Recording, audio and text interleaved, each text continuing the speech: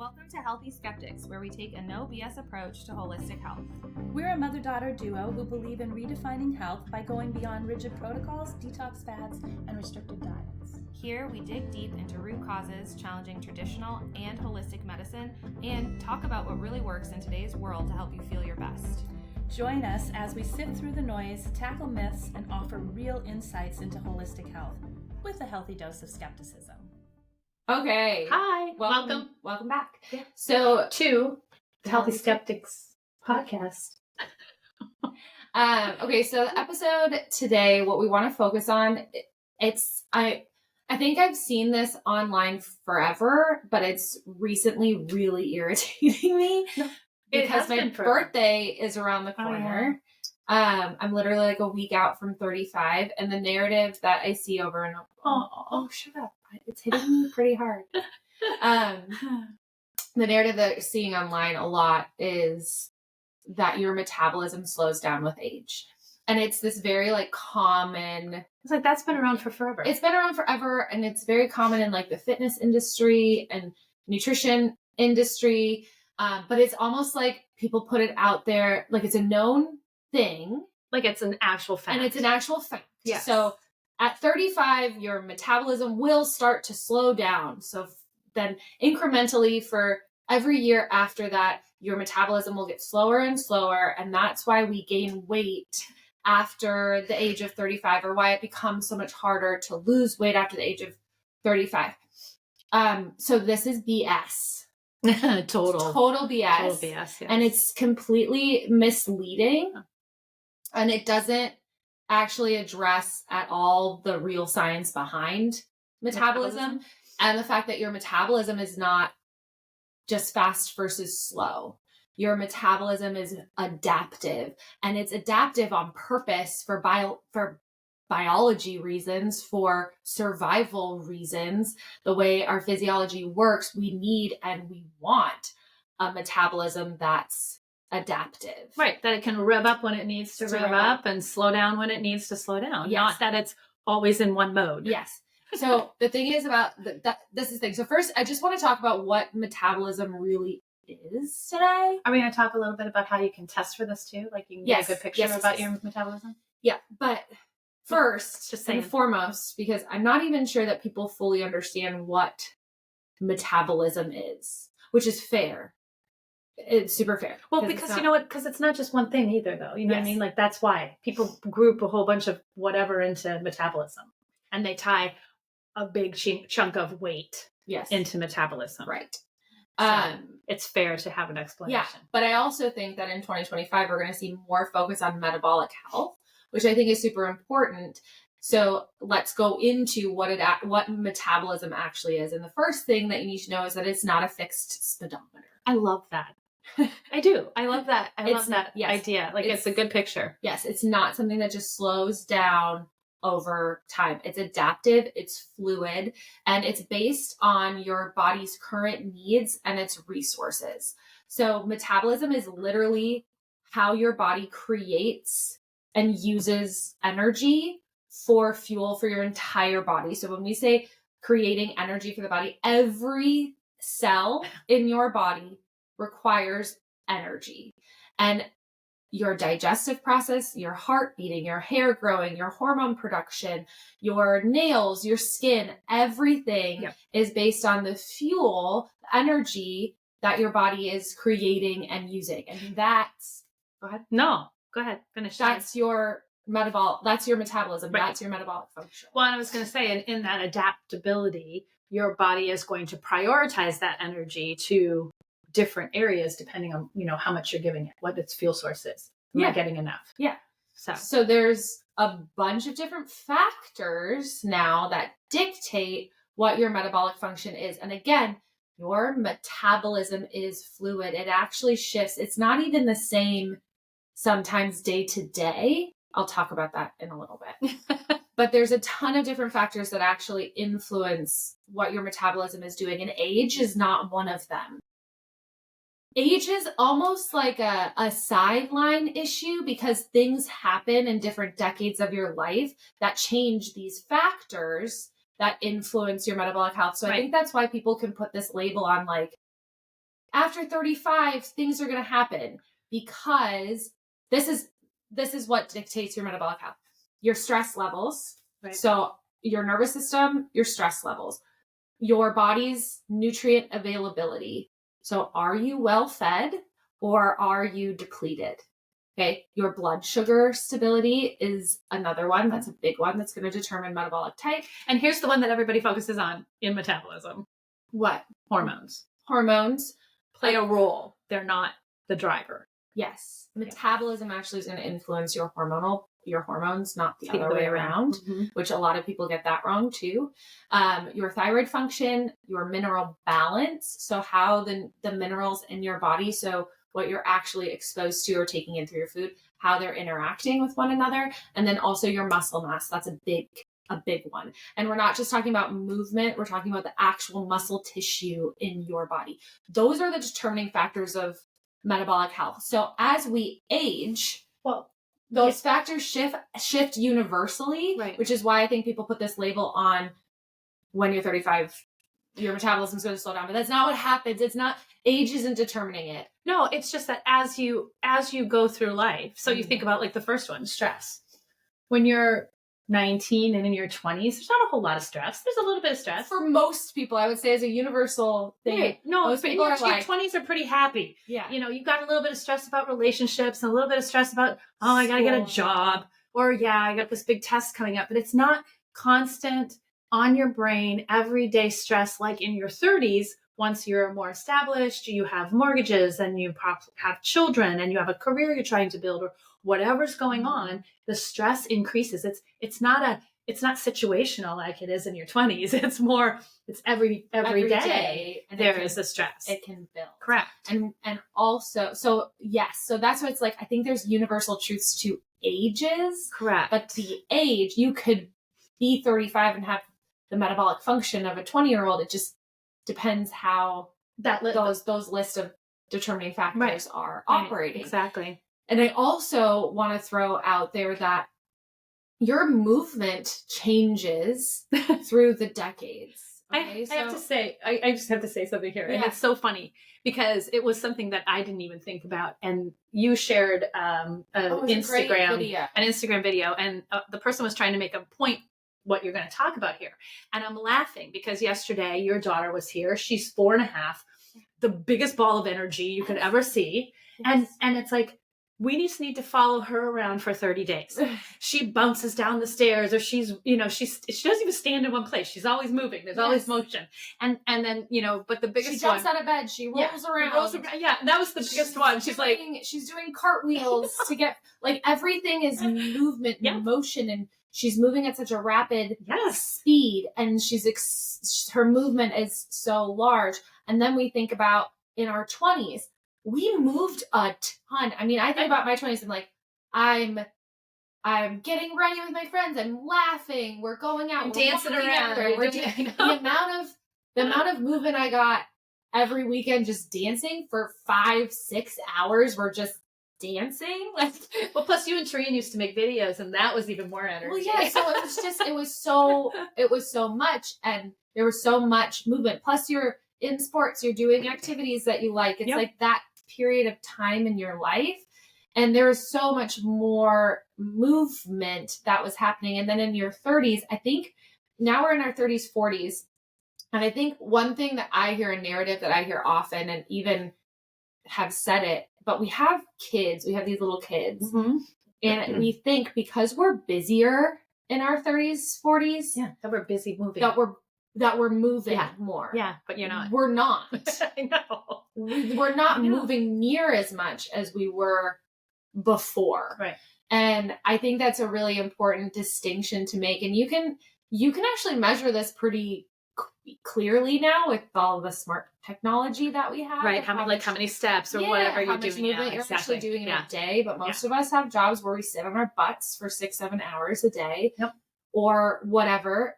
Or we're sitting on our butts while we're watching our kids do stuff. Or you're sitting on your butt driving your kids to something. Yeah. Right? Like we're actually much more sedentary than we think, but we're busy. We're so busy. So in our brains, we're like, I'm always on the go. I'm always moving. I have these kids. Yes. I never stop. but it's not the same. And guarantee you're not moving nearly as much as you were 10 years prior. Your movement out at every decade, however you are, you're moving less and less. I was going to say, the thing in that video that really hit me was her getting out of bed. Like he was at 60. Well, yeah, well, it's like the difference between younger, and I'll just use the kid again as an example, but it's like you know, like they get up and they roll around and they're like, and then they just roll out of bed and then they jump up and they run for their day, right? And then I get up in the morning and I sit on the edge of the bed for a minute and stretch my body and then get out of bed and walk. And it's like, wow, she burned 420 calories and I burned 2. I mean, it was just, the difference was just amazing. But I think too, the older you get, something that happens, especially if you're not a person that like ever weight trained or built a lot of muscles. My hand is up right now. Significant muscle throughout your earlier life, right? We get to 60 and our muscle mass has dropped significantly. Yes, sure. And we're naturally just moving at a slower pace. We're not I'm not running upstairs anymore. No. I'm walking quickly, but I'm not running anymore. But it's just a shift, and your body naturally moves less, and then we start to conserve more energy because store more energy. Mm-hmm. And I think too, so you combine the two elements of, we have depletion that's coming from stress. Now stress is compounded over decades, and it's like 30s and 40s, we have kids, and pregnancy alone depletes us, and we're never taught how to restore those resources. And then it compounds. And now we're at 60 and our resources are so depleted. Yep. We're moving less. And our body's like, I don't have that much to work with here. I know. So I'm going to conserve energy. And the way we conserve energy is through fat storage, because for nutrients, for minerals, for those resources, the resources that I'm talking about that drive metabolic function, those nutrients, which are like the spark plugs of all of your cellular energy. Mm-hmm. If we need to keep those, fat is the way we store them. Right. And so they're going, I don't want you to let go. Like, don't use these resources. Well, because your body doesn't know it's going to have any. Yes. And it has to be prepared for those moments where they're needed. Not just breathing and your brain sort of functioning, but you're actually needed. And so fat is our storage system. Yes. Whether it's, nutrients and minerals, toxins, extra things like hormones and that our body produces, stores in our tissues. Mm-hmm. That's our storage system. Yes. We have no place else where else would it go? Yes. Everything else moves out. So, it stands to reason that then our body's going to protect us by conserving what it doesn't think it's going to get on a daily basis. Yes. So again, age doesn't determine, but the way we live our life through the decades definitely does. But there is also a part of this where, again, like I said at the beginning, metabolism is adaptable and it's not a fixed thing. So just because you have a slow metabolic function, it doesn't mean that's a death sentence and that you're destined to gain all this weight. And that a death sentence, do you mean I'm going to get fat and slovenly, or do you mean I'm actually going to die? Both. I feel like slow metabolism is like the worst thing in the world for everyone to hear. Right. That's not. When your metabolism, when your metabolic function has slowed down, when you're in that energy conservation state, that's all that it's saying. That's all that the slow metabolism is saying. I'm trying to conserve resources because of years of chronic stress. I'm under eating or undernourishing nutrient dense foods. Right. I've had blood sugar instability. I am just so depleted. Right. And now I want to slow down and conserve that energy. This is often where I find people that have dieted their whole lives, or off and on dieting, yo-yo dieting and things. Yeah. And they've struggled with weight loss, because their bodies learn to adapt with learn to function, and their metabolism is adapted to lower fuel, and to hold on to energy in a different way. Go ahead.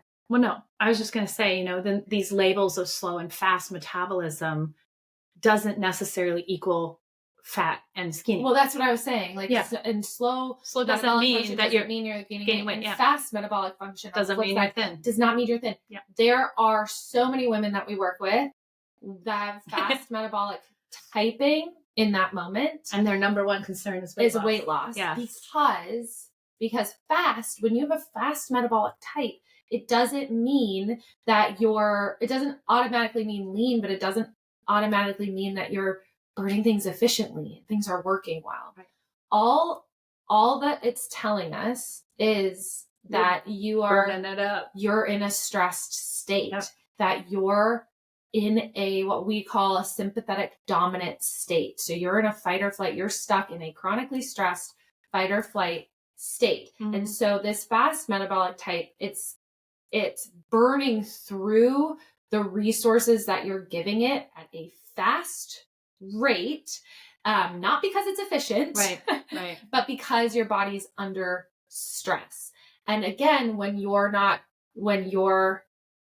in a stressed state, your body only has two fuel sources for energy. It has glucose, which is its preferred fuel source, and then fat. And we can burn fat for energy.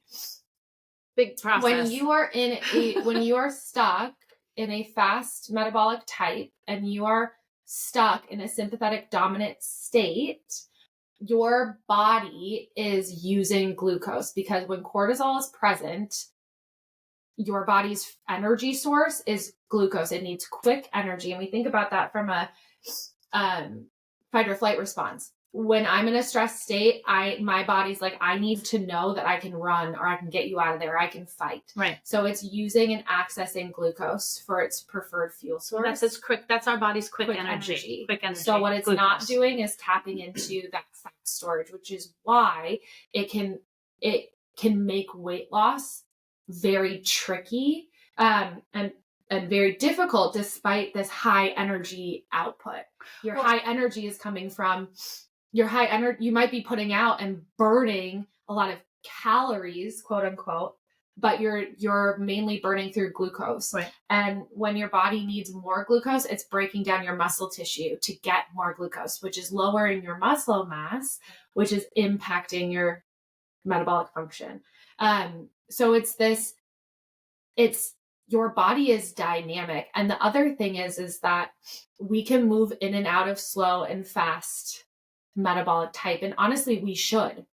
Because that's adaptability. Yes. What the problem is, and where we see the majority of the problem, especially when we're having this weight loss conversation or metabolism conversation, is people get stuck in one gear, where you're either stuck in the fast metabolic type, which then all those things that are preventing weight loss are happening, or you're stuck in the slow type, which again, all those things, you're in this energy conservation mode. Right. So you're stuck, and our metabolic function isn't adaptable. It isn't flexible. Mm-hmm. It can't move the way it needs to.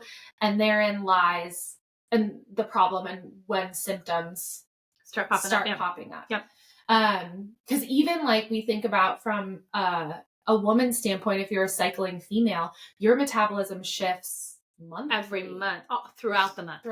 So, so not like month to month, but during the month when you're in your cycle, and depending on which phase of your cycle that you're in, because some of the phases require more energy than others. Yeah. So if you're in your follicular phase, so this first half of your cycle, so from day 1 of your period to mid cycle, day 14 to 20, your metabolic function is actually slow. It's slower, and it should be, because your body's prepping. Well, no, it doesn't. We don't require the energy demands. Like, we don't have the same energy demands. That overall, you're saying overall, or you're saying just as your body's preparing to in follicular phase from day 1. I'm just saying. I'm asking you to explain it a little bit better. Yeah. We have less energy requirements. Our body's doing less. Right. In that first half of our cycle. The minute you ovulate, now our body's like prepping for pregnancy. It's going, I just released an egg, so if it's going to be fertilized, I'm going to need some resources, and it gears up. It starts producing more hormones to support pregnancy. It starts building your uterine lining to support pregnancy. It's going to be asking you for more nutrients and food, and your metabolism, your body temperature heats up, your metabolic function speeds up. So you have a faster metabolism in that second half of your cycle because our energy demands are more. Mm-hmm. This is often why we're hungrier in the week leading up to our period. Like you want to it's pregnant. Eat your arm. Yeah. Because typically we're not fueling ourselves efficiently in the weeks prior. In the weeks prior to actually support that. Right. So we need more fuel, more resources. That's a metabolism speed up. Now think of if you don't have the metabolic flexibility to do that during your cycle. So now I'm somebody that's stuck in this low gear because I'm super depleted. I've been chronically stressed for years, and my metabolic function can't pick up in that second half to support my fertility, which doesn't necessarily mean I want a baby, but I can't produce the hormones I need. Right. I'm not producing a healthy uterine lining. My blood sugar is all over the place. Hello PMS. Hello irregular cycles. Hello period problems. Oh, I know. Fertility issues. Yes. Because that metabolic function isn't adaptable. It doesn't adaptable. Yeah. It isn't flexible. It's not. It should be dynamic. Right. It's one of those things like, and just because you turn 35 doesn't mean that everyone's going to be stuck in this slow gear. That's not true. You could be stuck in fast. You could, there are lots of different factors at play. And you also have the ability to have a very healthy, flexible metabolic function as long as you're addressing those determinant factors. Yeah, the list. And I think we only talked about a couple of them, right off. I mean, during this conversation, we've talked about the movement piece and we've talked about the nutrient piece. But, there hasn't, there's a whole list. There's a list of different factors that play into metabolism. I would say those are the two biggest ones. Yeah. Movement. If we're only going to movement and nutrient depletion are the two biggest ones, because if we become more well resourced and we move more, your body's going to do crazy cool things. Yeah. Now there's strategies in there to help better stabilize blood sugar and support all of those other determining factors. But the real reason weight is such a struggle for women over the age of 35 is you're moving less, you're less resourced from depleted minerals, low muscle mass, pregnancies, life, all the things. Your stress is compounded over years, and your body's stuck. Yeah. And that's the main reason. Right. So it's not because you're getting older. It's not about age. I know. So when you hear someone say that your metabolism, it's almost like they're just telling you give up because your metabolism is going to slow. Well, it's kind of just seriously, that's what it's like. I'm like, why bother? Well, I think that's the psychology that comes out of it. Yeah, but I'm just saying, but why? I think about it from my perspective. I'm about to turn 35. And I know all these things. This is crazy to me because that means I'm getting older too. But I know all these things. I know it like the back of my hand, right? But I'm about to turn 35 and my husband wants another baby, which... That's a whole nother podcast. I guess I agreed to at some point. So now I owe him that. That little statement's going to get you in trouble. No, it is what it is. But I'm like, oh my gosh. Well, I'm going to get pregnant and I'm going to end up not, you know what I mean? Like it's that psychology that's just been built up. Well, geriatric pregnancy and I'm older and my body's going to be forever and I'm never going to have the same vitality that I do now. And I know that's false. Yes. Because of the way that I take care of my body and all of the things that we're talking about today. But It's been such a deep-seated fear that's been put in us. So that's what's frustrating and why I wanted to have this conversation, because I'm like, that's not true. And even if you're sitting here at 50 years old, you still have an ability to develop a metabolism and build a flexible metabolism, one that is adaptable, one that can efficiently burn glucose when it needs to burn glucose for energy, and one that can efficiently burn fat for energy. And that is very possible no matter where you're at, because your age doesn't matter. The determining factors do, and it may be tricky. Some of the things might be trickier to shift. It's a little bit harder to shift them at certain points as you get older. And I would say that it's a little bit harder to shift after menopause because of just how our body shifts hormone production and things like that. I mean, I do think it's a little bit, so each decade is going to bring on different challenges to make those changes. But some of it is also just stubbornness and living life a certain way for 50 years and thinking it's a part of your personality when it's not. Are you speaking to me right now? No, I'm saying, like the other day when that woman was saying like, oh, she's probably in her 50s and she was talking about how like she just runs her life in a state of constant stress because she feels she's more productive and she enjoys it. She procrastinates on purpose. So she can have a deadline. And she's mentally convinced herself that that's part of her personality and how she functions best in her life. That would be a very hard person to convince that that's actually impacting her metabolic health, and that's why she's having certain symptoms. Yeah, like that's weight gain. I think and mindset as you get older is harder to shift. It's way harder to shift. Yes. So I would agree with that. I don't even think, like, how many conversations have we had about you, about me? Yeah. And you think things are just, no, that's the way I am. No, I didn't say that. I said that's how my life has been. No, think about this. When we were first starting the business 3 years ago, we had conversations with coaches, and you were so like stubborn on certain points. Yeah. Because I was 30 years older than the coach and I have more life experience. But that's the thing. So think about it. So now I'm 35 and let's say there's a 65-year-old woman listening and I'm a coach, right? So think of how that might, like, how tricky would it be for me to change that person's mindset? It is tricky. It's hard. So I think with age comes, I think that's the biggest challenge. I was talking to one of my friends today. She just started our Restore 30 program. Oh, yeah. And she was like, this is so much fun. And I love doing it because I'm such a mule. And I was like, what do you mean a mule? And she was like, oh, I'm so stuck in my ways. And she's only in her 40s. And I think about it, I'm like, that's kind of the work that we do, is breaking mindset, because some of this stuff is really hard to shift. And it's such big mindset shifts. And so when we go backwards and we're like, okay, well, let's say you're listening to me blabber on because I'm very passionate about this. Very passionate about this. And you're like, okay, well, how do I what do you do? No, it's like, so what would you suggest in general? First things first. First mindset shift of the podcast is please stop having a goal and chasing fast metabolism.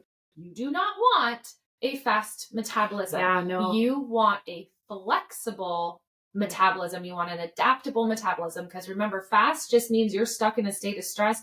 Your body's burning through its resources and you're burning only glucose for energy. That's going to come with a lot of issues down the road. So first things first, you don't want fast. You want adaptable. Flexible and adaptable. Yeah. Flexible. Right. So first thing, determine your current metabolic type, your current metabolic state. We do that in our HTMA testing. It's one of the first things we talk about with HTMA results, and it's amazing. And I love that we do this.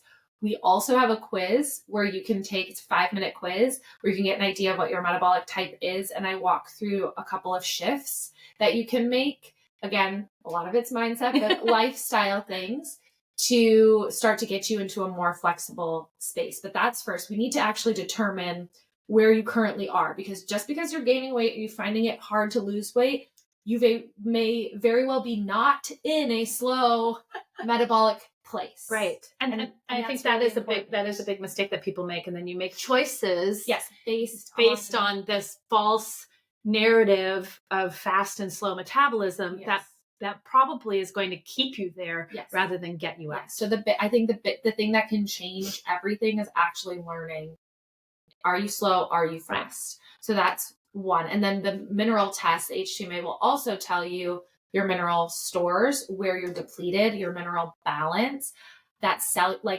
on a cellular level, how is your body? Like, does it even have the resources to create energy that we need? Creating energy is part of that metabolic function. So do you have the spark plugs to create that energy? So HTMA is the best for all of that. So I recommend doing that. Right.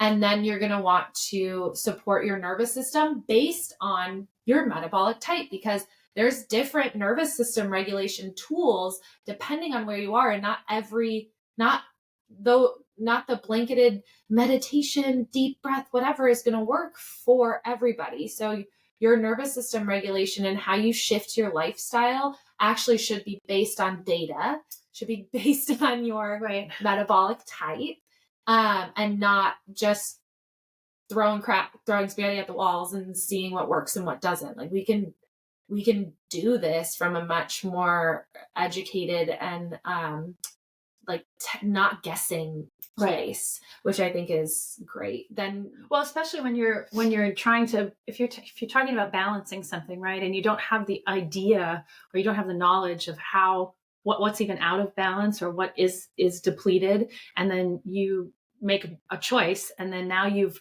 further caused that balance to be off. And so I think I do think that when you're talking about this replenishment, it's a really good idea to have the data in this case. So and honestly though, it really does all start from making sure you're eating enough nutrient dense foods, because from a mineral perspective, you can supplement to death, but nature is smart. Food already has combinations. So minerals are synergistic or antagonistic to each other. They work together or apart, which is why throwing supplements into the mix can actually further mess up that balance, because it's never isolated. Right. You can take a selenium, but it's never going to be isolated. It's going to impact other things. You can take a magnesium, you can take a calcium, a zinc, which everybody does in the winter. Yes. So what we want to do is focus on the whole food, because the balance of those minerals already exists within our food, which is the coolest thing ever. So that's how that part created to be. So that part, we need to shift to more whole foods, nutrient focused, eating enough. Yes. All of that. And and then we get into the nitty gritty of mineral balance, so we can turn up the volume on certain foods, or we can whole food supplement, which is what we like to do, to get that balance back into place. A different type of supplementation using very particular thing. Yeah, very particular. Mm-hmm. And then we want to work on strength training, building muscle mass. The thing is about muscle tissue, probably one of our biggest metabolic drivers, because muscle actually helps us use our carbs efficiently. So when we think about carbs being our main source of glucose and energy, quick energy, your muscle tissue is what helps your body actually utilize that. When we can't utilize glucose efficiently, we end up with huge blood sugar issues, which then drives more stress, therefore keeping us stuck in either one of the metabolic states. Right. So it really impacts our ability to have a flexible metabolism. When we have more muscle mass, our body will utilize that glucose much more efficiently. And it's why they say, build muscle, especially if you're after 40, because that truly does help have a more flexible metabolic type, less stress on the body, longevity, you're stronger, you look better. It's all of the things. Well, I think that's one of the reasons that you worked so hard on our Restore 30 program, was because, first of all, it's a real, I love the way it's like chunked out. I guess I could think of the word chunked out. But people always, like, when you think about you want to make a change, I think we go right to action. We go right to, I need to do something. And really, with the way that you set up the Restore 30, that's actually the last piece that you're going to do, is more of the action, the movement, the getting. The first thing we do is talk through all these mindset things, which I think that's what I'm saying is important. We have to lay those foundations. You have to understand some of these pieces, and being that your state of stress is such one of the biggest drivers of your metabolism, we have to address that first. So we look at your lifestyle, we look at patterns that are keeping you stuck. We look at mindset shifts. That is what we have to do that first. So that when you jump into action, you're jumping into the right action for your body. And we walk through a lot of nutrition, and I teach you how to make your own weight training plan. There's a whole guide on building your own training program. And we go through all the normal things of nutrition and movement, of course. But the difference is it is a coaching program where, as a coach, I deem success of my client coaching relationship if I can shift mindset to loving your body, treating it well, getting past barriers that have been keeping you stuck, breaking old patterns. Like that is success to me, because results come. Yeah. Once that happens, consistency is easy. Results happen later, all those things. So it is this program, Restore 30. I built it as a really coaching program. It's not an intensive learning program. You're not going to get overly educated. There's a time and place for that, but really we're working on stress, and it's not a course. I don't like the word course. It's not a course. It is a true coaching experience that's going to walk you through how to restore your body in 30 days, how to put these pieces together, these factors that determine your metabolic health, how to put them all together in a way that makes sense for your lifestyle. Right. And it's awesome, and I love it. It is. It's personally. It is awesome. It is awesome. But like I said, it's different than what you typically go, oh, okay, I'm ready to get started. Let's go. I want to go. I want to lift weights tomorrow. I want to do all these things. Go, go, go. And then, 19 days later, you're like, I'm done. Burnt out. I'm done. So it's not that. It is. Start. Yeah. Just start somewhere totally different. But it is a step-by-step plan, and it's really cool. So that's why I wanted to bring it up. Yes. That's your jam right now. Highly recommend taking a peek at it. And then once you do Restore 30, then you can jump into HTMA, but also even a step further, because at the end of the day, you may have underlying infections, gut dysbiosis issues, toxicity issues, liver issues, all those things. And even though we're building and trying to get you more resource, there may be some underlying issues going on preventing your body from fully replenishing. Right. And so once we build those foundations and we do HTMA and all those things, you can dive into deeper lab testing with us, where then we can develop a plan to attack those underlying issues. And then once those are gone, you've already built all the other stuff. So it's you're good. Sustainability, health, you're on the right track. Right. And you've made those significant shifts of how you've really looked at all of these varying factors, and you get to learn actually how you're going to sustain health. Yes. You're sustain. I think the number one thing, everybody's like, oh, you have more energy, it feels so good, right? And it's like, and sometimes we equate health propels you forward. But I'm just saying, but we equate health with energy, because so many people are burnt out, fatigued, done. So that's a great program to get you going and have tools that'll last the rest of your life.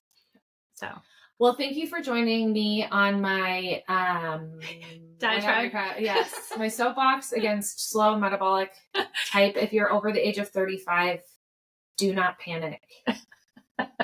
It's dumb.